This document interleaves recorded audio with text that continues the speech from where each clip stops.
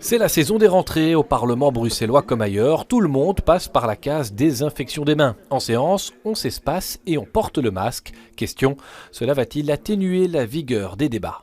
La température semble un petit peu moins élevée lorsqu'on est à 15 dans une grande salle que lorsqu'on est 89, mais je crois que les convictions des uns et des autres restent les mêmes. De nouveau, mon souhait, c'est que nous puissions débattre de tous ces sujets importants avec le plus grand des respects possible. Il y a aussi les absences forcées. Le groupe CDH, intégralement mis en quarantaine, travaille à distance. Au Parti socialiste, Ridwan Chahid déclaré positif au Covid-19, Rudy Vervoort, mais aussi Caroline Désir et Ahmed Lawège en quarantaine attendent les résultats de leurs tests. Probablement une rentrée à laquelle plusieurs députés et collègues participaient. Et il y a un cas, en tout cas c'est le chef de groupe qui l'a annoncé lui-même d'ailleurs, qui était testé positif et qui a été en contact avec d'autres. Et donc d'autres députés se sont mis spontanément en quarantaine. Malgré toutes les mesures de désinfection, il est sûr que d'autres formations seront touchées par l'épidémie.